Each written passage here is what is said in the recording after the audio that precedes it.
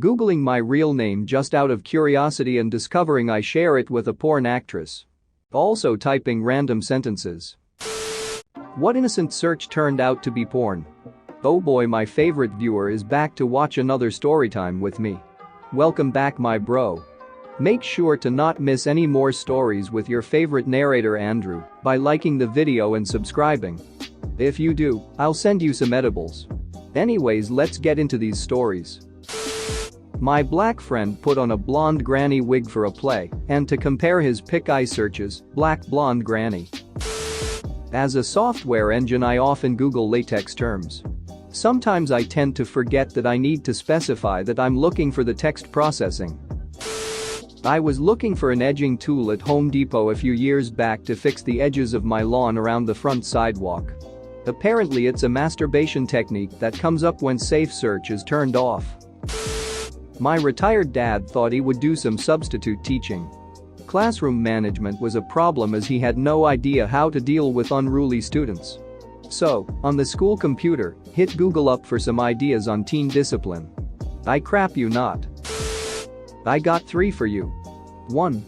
I typed in scat looking for the jazz singing, not knowing what the term also means. 2. I looked up Grandpa Piss trying to find screenshots from a Monster Factory video. 3.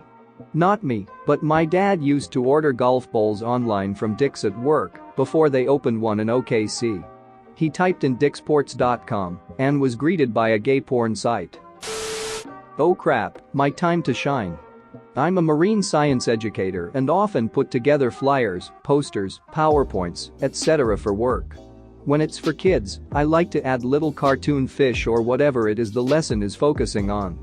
Without fail, no matter what type of marine animal I'm searching for, I get furry stuff, and quite a lot of it is borderline porn. How the hell you gonna make furry shrimp porn? Why's that exist? I've gotten so I only do image searches using the scientific names of organisms. I've told this story before, but I went to high school in the late 90s, just as schools were starting to get the internet. This was early internet too, where any innocuous search would bring up porn. That happened to me in history class. We had the computer lab, I'm doing regular history searches, porn comes up on my screen. I was sent to the office. They did not believe it was an accident, even though I'd never been in trouble before. I was suspended from school for the rest of the day. Then it started happening to other students and teachers, and finally they realized it was a problem. They did eventually get filters on the computers, but I was never apologized to. I just happened to be the unlucky sap that it happened to first. My friend and I were searching for a night design for a school project. The thing was, we're in broad daylight, using the school Wi-Fi, near the grade school department, and had an audience behind us of classmates and some grade schoolers. So here we were, browsing through Google Images when suddenly, this picture of a trashy 3D princess being doggy-styled came into view 3 times. Wordlessly, my friend immediately skipped it just to spare the minds of our audience. I've told this story before, but I went to high school in the late 90s, just as schools were starting to get the internet.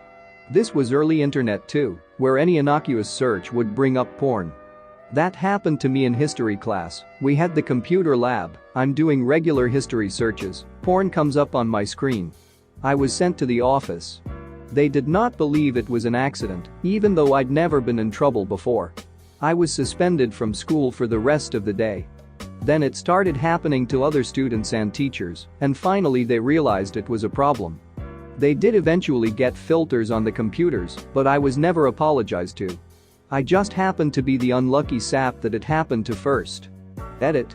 Thanks for the silver and gold, I appreciate it. A few years ago, I was trying to explain Reddit to my wife and was telling her all about the different subreddits out there.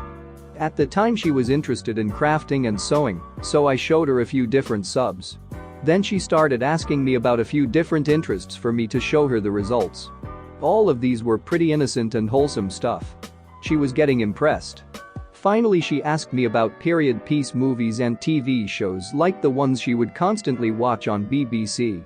So I tried a quick search for BBC and got BBC, but not the kind I was intending. Laughs were had. Now my wife has a Reddit account. Edit. This happened in the search function. When searching for new subreddits, I wasn't typing on RBBC. The suggested subreddits when you search for one, that is what I'm referring to. Actual dicks didn't flop out at us. It was suggested subs. I've shared this before, but I used to work at this really small advertising agency as a copywriter. We had this new client that was a Chinese restaurant that was opening up in the area, and we were doing their website, managing social media. I had a little bit of downtime, so the graphic designer asked me if I could help her find some good stock photo images for her. The name of the place involved chopsticks, and obviously being a Chinese restaurant, chopsticks were important. So, I start looking around for interesting pictures of chopsticks. I came across this picture, NSFW, of a woman pinching her nipple with a pair of chopsticks. Of course, that happened to be at the same time that my boss came to check up and see what I was doing. Eventually he understood what happened and thought it was hilarious, but at first he totally thought that I was just looking at porn at work. I did some work at an auto financing company. Part of my job included some minor detective work, verifying workplace information, skip tracing and the like. We had a lot of tools we could use to help us, but none like good old Google and Facebook. I remember finding out after a client hadn't made a payment in a couple of months that he was a producer. I decided that I should probably make a call to the company. No answer. After I dig a little deeper, I find the link to his company website and make the click. There I am, middle of the day, people all around, and my underwriter has left out the pertinent info that this guy produces very specifically black gay porn.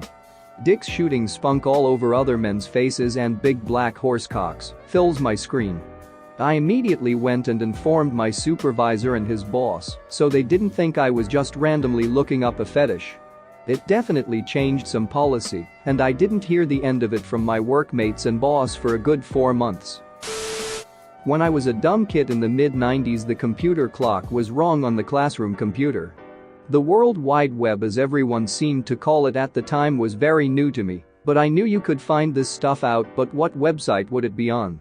My dumb duck little British brain decided bigbin.com or .co.uk was a good idea. My first introduction to gay porn at around 8 years old. Edit. Seems a lot of people are asking if I'm gay now. Sorry to disappoint, but I am straight. Early introduction to massive cocks didn't turn me, as some have asked. I'm not sure that's how sexual preference works. I remember it like it was yesterday, at the very emotionally prepared age of 7. My brother and dad both played WoW and had level 60 characters, which I never really had the patience to level myself. Anyways, I wanted a cool character myself, so I decided to search for WoW on eBay, hoping to find accounts and associate in fantasies about where I was a fully geared badass. The things that popped up were porn DVDs, and a lot of them at that. Wow. That's what I call sex. I was not ready. The emotion I felt wasn't curiosity or disgust, but a subtle mix between both. I felt as though a primal instinct was creeping up on me. Crap was weird. I would revisit the cover of these DVDs pretty regularly. Now, this is where it gets weird and comically tragic. I had never seen a penis before, and neither a fully erect one at that. So the natural question is, why doesn't mine look like that? I don't know if most people remember this, but when you're a kid, the glands of your penis is stuck to your foreskin, and you can't pull it back because it's attached very hard. So when I noticed this, I thought I was a freak. One day I realized I could see the tip of the purple iceberg, and oh boy, there was so much ducking skin attached to it that I panicked. From that day on, during bath time I would pull my skin so hard till it ripped off, and only stopped when my tears were pouring down or if I was bleeding heavily. It was some 127 hours vibe crap. Sometimes I still have nightmares about it. Every bath time for months, my instincts told me that I needed to do this. It doesn't stop there. One day I came to the end. There was only one part left between me and being normal, and it was going to be the hardest one. Guess what part? Yup, the frenulum, banjo string, whatever you want to call it. You'd think evolution would have found a way for you to know what is normal and what is not, but I didn't have a clue. I saw my banjo string and thought, what the duck, well, I came this far. But it didn't come off, no matter how much I tried. I tugged my prepubescent microdong every chance I could get and was soon about to give up, The pain was unreal. However, I had already committed, I had to be normal. My mom would put sharp objects in the highest drawers. One day before bath time I climbed up on the desk and brought a pair of scissors to my room. I told my frenulum, "That's it, finally, I win, duck you." That day. There was a lot of blood, I panicked, but I didn't want to ask my parents for help. I wrapped my battle-scarred wiener in a crapton of toilet paper, went to sleep and spent the night in a fetal position. I thought I was going to die, and I would rather face that than telling my parents that I've been mutilating the defective dick that they gave me. After surviving this, I gave up.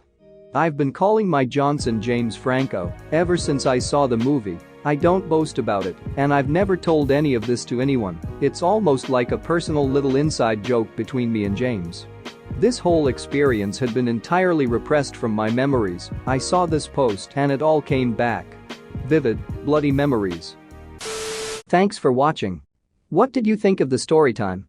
Let me know in the comments below. If you liked the video, smash that like button and subscribe so you don't miss any more story times.